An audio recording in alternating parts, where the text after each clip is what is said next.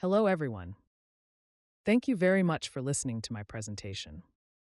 Today I'm going to talk about avatars. Should we look at them directly or through a mirror? Effects of avatar display method on sense of embodiment and gaze.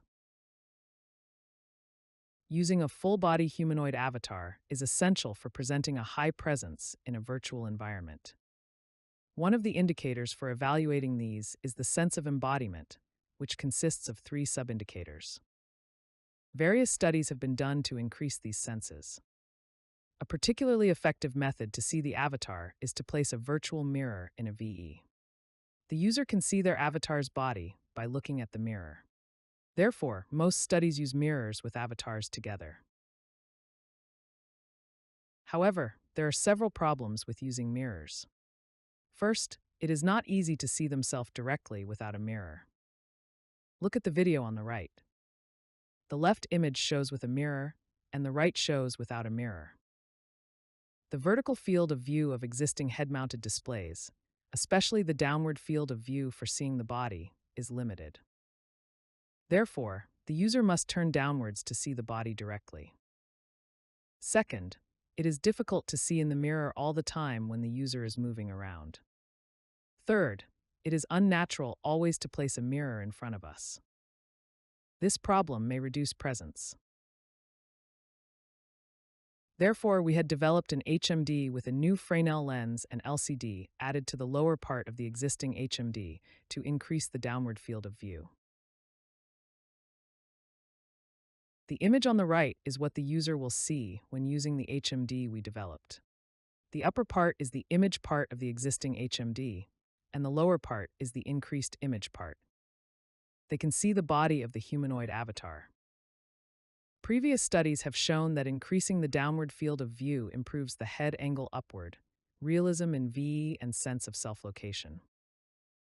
On the other hand, the effect on agency and body ownership was limited, even though the avatar's appearance and movements were easier to see. One possible reason is that the user may not see the downward field of view. However, previous studies have not been able to measure what users are looking at during a task. Therefore, this study will compare the effects of virtual mirrors and the downward field of view on sense of embodiment and presence using a reaching task.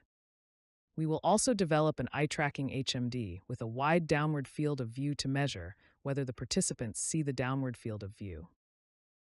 We developed an HMD with an extended downward field of view that measures a gaze using Vive Pro Eye.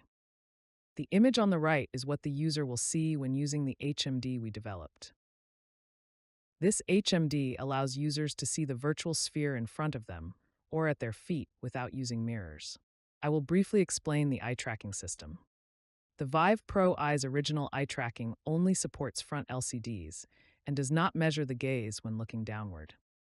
Therefore, we determined that a subject was looking downward if their gaze was undetected for 300 milliseconds and their gaze was moving downward. In the experiment, I conducted a within-participant experiment. The total number of participants in the experiment was 24. Participants performed a reaching task in which they touched two spheres of different heights under 4 conditions for approximately 5 seconds to make them disappear. The experiment followed a 2 times 2 factorial design. The independent variables were the presence or absence of a downward field of view and the virtual mirror. The red sphere appears at a height of 1 meter and is touched by hand. The blue sphere appears at a height of 0.1 meters and is touched by foot. Participants performed a practice task in which they touched 2 different spheres only once. I will describe the experimental flow. At the beginning of the experiment, participants checked the adjusted avatars in all conditions using downward vision and a mirror. The spheres were then randomly displayed in 16 locations under each condition, and the participant erased all spheres. After the task, participants completed a questionnaire on the sense of embodiment and presence. We measured the pitch head angle during the task and the percentage of the participants looking at the downward field of view. In this presentation, we test 4 hypotheses. In H1 and H2, we will compare the effects of the mirror and the downward field of view on sense of embodiment and presence. In H3, we test whether the participant was able to perform the task with a stable upward head angle. In H4, we examine whether the participant used the downward field of view to perform the task. These graphs show the results for sense of embodiment and presence. I asked about VQ to measure sense of embodiment, IPQ to measure presence. Tue ANOVA did not find any significant difference or interaction between the presence and absence of a mirror and downward field of view. This is the same result with and without a mirror. In other words, the H1 was not supported. One reason may be that body adjustment before all conditions enhanced the sense of embodiment, which did not decrease significantly for approximately 2 minutes during the task.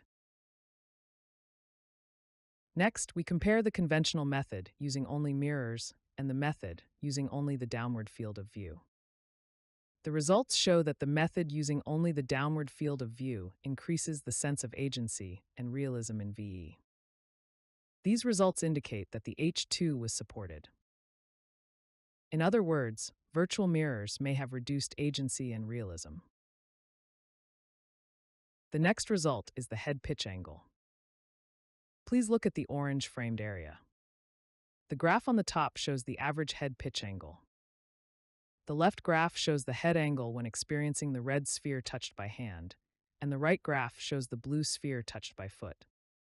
These results indicate that using a mirror or a downward field of view results in an upward head angle, which supports H3. The graph on the bottom shows the variance head pitch angle. These results show that only an expanded downward field of view maintains the head angle. The next describes the gaze results. The graph shows the percentage of time participants looked downward during the task. In particular, the right graph shows that participants use the downward field of view when looking at the sphere at their feet. Also, these graphs are bimodal. The peak near zero indicates that some participants do not see the downward field of view at all. We need to continue to investigate the reasons for differences in the use of a downward field of view. Finally, I will give a summary of the results. We developed an HMD with a wide downward field of view and an eye tracking. In the experiment, the participant's head angle was maintained by extending their downward field of view. We also found that participants used their downward field of view primarily to look at their feet.